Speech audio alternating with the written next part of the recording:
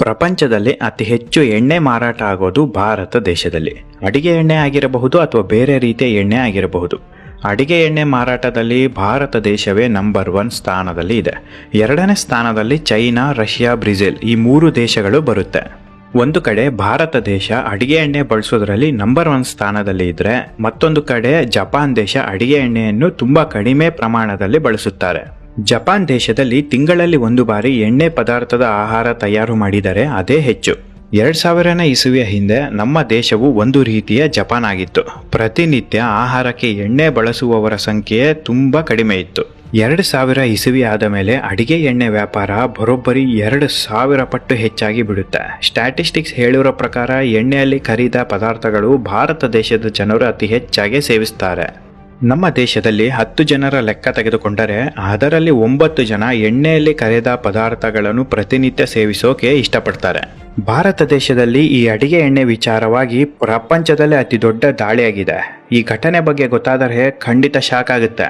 ಇತಿಹಾಸದಲ್ಲೇ ಇದುವರೆಗೂ ಯಾರು ಕೂಡ ಇಷ್ಟು ದೊಡ್ಡ ಮಟ್ಟದಲ್ಲಿ ರೈಡ್ ಮಾಡಿಲ್ಲ. ಸ್ನೇಹಿತರೆ, ಭಾರತ ದೇಶದ ಲ್ಯಾಂಡ್ ಆಫ್ ಕಿಂಗ್ಡಮ್ ಎಂದು ಕರೆಸಿಕೊಳ್ಳುವ ಏಕೈಕ ರಾಜ್ಯ ರಾಜಸ್ಥಾನ. ಏನಕ್ಕೆ ಲ್ಯಾಂಡ್ ಆಫ್ ಕಿಂಗ್ಡಮ್ ಅಂತ ಕರೀತಾರೆ ಅಂದರೆ, ಭಾರತ ದೇಶದಲ್ಲೇ ಅತಿ ದೊಡ್ಡ ರಾಜ್ಯ ಈ ರಾಜಸ್ಥಾನ. ದೇಶದ ಒಟ್ಟು ಭೌಗೋಳಿಕ ಪ್ರದೇಶದ 10.4% ಅಷ್ಟು ಈ ರಾಜಸ್ಥಾನವೇ ಒಳಗೊಂಡಿದೆ. ಅಷ್ಟೇ ಅಲ್ಲದೆ ರಾಜಸ್ಥಾನದಲ್ಲಿ ಅತಿ ಹೆಚ್ಚು ಅಡಿಗೆ ಎಣ್ಣೆ ಪ್ರೊಡಕ್ಷನ್ ಆಗುತ್ತೆ. ದೇಶದ ಸಾಕಷ್ಟು ರಾಜ್ಯಗಳಿಗೆ ಅಡಿಗೆ ಎಣ್ಣೆ ರವಾನೆ ಮಾಡೋದು ರಾಜಸ್ಥಾನ. ಕಳೆದ ವಾರ ರಾಜಸ್ಥಾನ ರಾಜ್ಯದಲ್ಲಿ ಅಧಿಕಾರಿಗಳು ಅಡಿಗೆ ಎಣ್ಣೆ ಪ್ರೊಡಕ್ಷನ್ ಫ್ಯಾಕ್ಟರಿ ಮೇಲೆ ದಾಳಿ ಮಾಡ್ತಾರೆ. ಎಷ್ಟು ಎಣ್ಣೆ ಸೀಸ್ ಮಾಡಿದ್ದಾರೆ ಗೊತ್ತಾ? ಬರೋಬ್ಬರಿ 20,000 ಲೀಟರ್. ಹೌದು ಸ್ನೇಹಿತರೆ, ಒಂದಲ್ಲ ಎರಡಲ್ಲ, ಬರೋಬ್ಬರಿ 20,000 ಲೀಟರ್. ಇದೇ ಕಾರಣಕ್ಕಾಗಿ ಇತಿಹಾಸದಲ್ಲೇ ಭಾರತ ದೇಶದಲ್ಲಿ ಇಷ್ಟು ದೊಡ್ಡ ದಾಳಿ ಎಂದೂ ಆಗಿಲ್ಲ. ಸೀಸ್ ಮಾಡಿದ 20,000 ಲೀಟರ್ ಅಡಿಗೆ ಎಣ್ಣೆಯಲ್ಲಿ ವೆಜಿಟೇಬಲ್ ಆಯಿಲ್, ಸನ್ಫ್ಲವರ್ ಆಯಿಲ್, ಶೇಂಗಾ ಎಣ್ಣೆ, ಇನ್ನೂ ಹಲವಾರು ಎಣ್ಣೆಗಳು ಇವೆ. ಸುಮಾರು 5 ವರ್ಷದಿಂದ ಪಕ್ಕಾ ಪ್ಲಾನ್ ಮಾಡಿಕೊಂಡು ಎಲ್ಲ ಮಾಹಿತಿಯನ್ನು ಕಲೆ ಹಾಕಿ ದಾಳಿ ಮಾಡಿದ್ದಾರೆ ಎಂಬುದು ಮಾಹಿತಿ ಬಂದಿದೆ. ಸೀಸ್ ಮಾಡಿದ ಎಣ್ಣೆಯನ್ನು ಪರೀಕ್ಷೆಗೆ ಕಳಿಸ್ತಾರೆ. ಬೆಚ್ಚಿ ಬೀಳಿಸುವ ಸಂಗತಿ ರಿಪೋರ್ಟ್ನಲ್ಲಿ ಬರುತ್ತೆ. ರಿಪೋರ್ಟ್ನಲ್ಲಿ ಏನಿದೆ ಗೊತ್ತಾ? ಸನ್ಫ್ಲವರ್ ಎಣ್ಣೆಯಲ್ಲಿ ಸನ್ಫ್ಲವರ್ ಇಲ್ಲ, ತೆಂಗಿನಕಾಯಿ ಎಣ್ಣೆಯಲ್ಲಿ ತೆಂಗಿನಕಾಯಿ ಇಲ್ಲ, ಶೇಂಗಾ ಎಣ್ಣೆಯಲ್ಲಿ ಶೇಂಗಾ ಇಲ್ಲ. ಈ ಎಣ್ಣೆಯಲ್ಲಿ ಇರೋದು ಕೇವಲ ಕೆಮಿಕಲ್ಗಳು.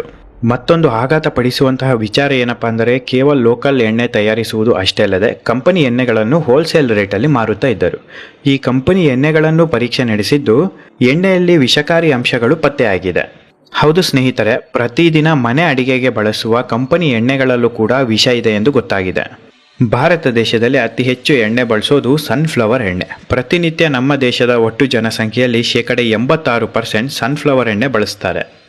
ಮನೆಯಲ್ಲಿ ಬಳಸುವ ಎಣ್ಣೆ ಆಗಿರ್ಬೋದು ಅಥವಾ ಹೊರಗಡೆ ಹೋಟೆಲ್ಗಳಲ್ಲಿ ಬಳಸುವ ಎಣ್ಣೆ ಆಗಿರ್ಬೋದು, ಎಲ್ಲರೂ ಬಳಸೋದು ಕೇವಲ ಸನ್ಫ್ಲವರ್ ಆಯಿಲ್. ಮಾರುಕಟ್ಟೆಯಲ್ಲಿ ಸಿಗುವ 1 kg ಸನ್ಫ್ಲವರ್ ಬೀಜದ ಬೆಲೆ 350ರಿಂದ 450 ಆಗುತ್ತೆ. A1 ಕ್ವಾಲಿಟಿಯ ಸನ್ಫ್ಲವರ್ ಬೀಜ ಬೇಕಿದ್ರೆ 600ರಿಂದ 800 ರೂಪಾಯಿ ಆಗುತ್ತೆ. 1 ಲೀಟರ್ ಸನ್ಫ್ಲವರ್ ಎಣ್ಣೆ ಬೇಕೆಂದರೆ 4ರಿಂದ 5 kg ಸನ್ಫ್ಲವರ್ ಬೀಜವನ್ನು ಎಕ್ಸ್ಟ್ರಾಕ್ಟ್ ಮಾಡಬೇಕು. ಅಂದಾಜು 1500 ರೂಪಾಯಿ ಖರ್ಚು ಮಾಡಿದರೆ 1 ಲೀಟರ್ ಸನ್ಫ್ಲವರ್ ಎಣ್ಣೆ ಸಿಗುತ್ತೆ. ಇಷ್ಟೆಲ್ಲ ಇರುವಾಗ ಕೇವಲ 120 ರೂಪಾಯಿಗೆ ಸನ್ಫ್ಲವರ್ ಎಣ್ಣೆಯನ್ನು ಹೇಗೆ ಶುದ್ಧವಾಗಿ ಕೊಡ್ತಾರೆ? ನೀವೇ ಯೋಚನೆ ಮಾಡಿ. ಪ್ರತಿನಿತ್ಯ ನಮ್ಮ ದೇಹದಲ್ಲಿ ಸೇರುತ್ತಾ ಇರೋದು ಕೇವಲ ಕೆಮಿಕಲ್ ಭರಿತ ಎಣ್ಣೆ. ಇನ್ನು ಹೊರಗಡೆ ಹೋಟೆಲ್ಗಳಲ್ಲಿ ಬಳಸುವ ಅಡಿಗೆ ಎಣ್ಣೆ ಅಂತೂ ಕೇಳಲೇಬೇಡಿ, ಅದು ಸ್ಲೋ ಪಾಯ್ಸನ್ ಅಂತಲೇ ಹೇಳ್ತಾರೆ.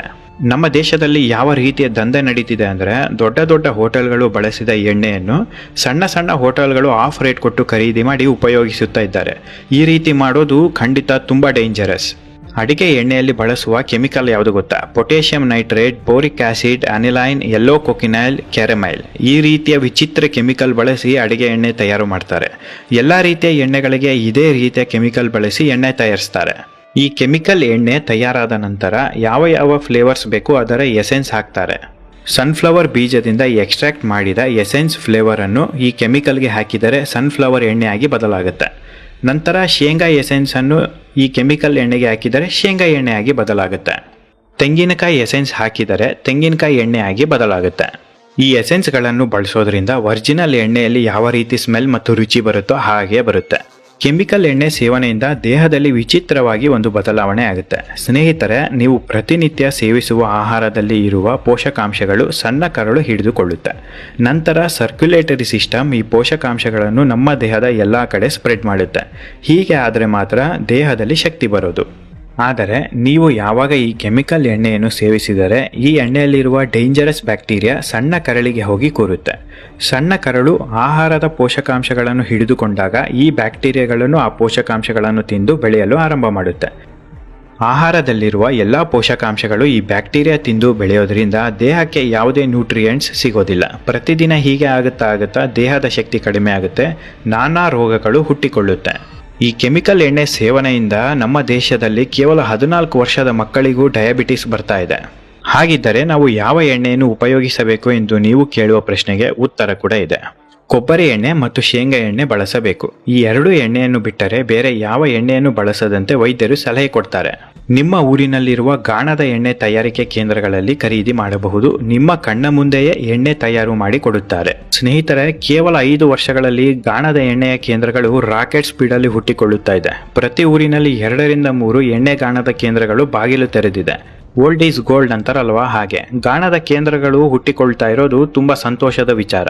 ಅಷ್ಟೇ ಅಲ್ಲದೆ ಮನೆಯಲ್ಲಿ ಎಣ್ಣೆ ತಯಾರಿಸುವಂತಹ ಸಣ್ಣ ಸಣ್ಣ ಮಷಿನ್ಗಳು ಕೂಡ ಮಾರುಕಟ್ಟೆಯಲ್ಲಿ ಬಂದಿದೆ. ಅತಿ ಕಡಿಮೆ ಬೆಲೆ. ಈ ಮಷಿನ್ ಖರೀದಿ ಮಾಡಿ ಶುದ್ಧ ಎಣ್ಣೆ ತಯಾರು ಮಾಡಿಕೊಳ್ಳಿ.